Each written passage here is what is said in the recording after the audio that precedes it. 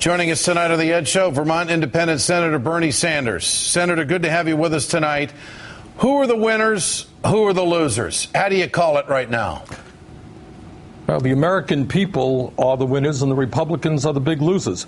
Look, as you've just indicated, Ed, what is amazing at a time of strong political division in America, on this issue, the American people are united. Every single poll that I have seen says that the American people understand that when the richest people are becoming richer and their effective tax rate is the lowest in decades, they've got to pay more in taxes to help us with deficit reduction. Yeah. And we have all of these loopholes out there for corporations so that they can make billions in a year and pay not a nickel in taxes. You got to deal with that as well. And many Americans understand we have tripled military spending since 1997. We're in 2 wars that the American people want out. You got to take a hard look at military spending. Senator, so the Republicans. Go ahead. So Republicans what? So the Republicans who defend these positions of more tax breaks for the rich, they are way out of line with what the average American believes. Well, it's all about revenue to the Republicans, no question about it. But if they had agreed at some level to give up some revenue from the 1% down the road, would that have really brought a fight within the Democratic caucus? Because what was on the table, according to John Kerry, was cuts to traditional programs that millions of Americans for generations have depended upon, and the Democrats, I think, are there to defend them. What about that? Well, I think you're right. It would have brought about an internal debate within the Democratic caucus. My view has been Social Security has not contributed 1 nickel to the deficit because it's paid for by the payroll tax, has $2.5 trillion surplus.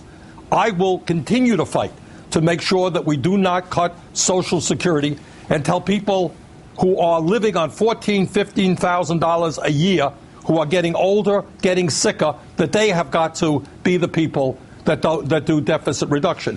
When you got 50 million Americans, Ed, who are uninsured today, medically uninsured, you don't cut Medicaid or Medicare. There are a number of us who believe that and will defend those programs. So it seems to me that this was a discussion that the Democrats were willing to have at a later date, but they just wanted to prove to the American people there's no way Republicans are ever going to serve up any more revenue from the 1 or 2% to try to fix our financial problems in this country. What about that? Well, I'll tell you frankly, Ed, if I were a Republican, I would not be a happy camper having to go back to my state or my district and say, look, yeah, I'm in favor of cutting Social Security, Medicare, and Medicaid, but you know what? I want to give more tax breaks to billionaires.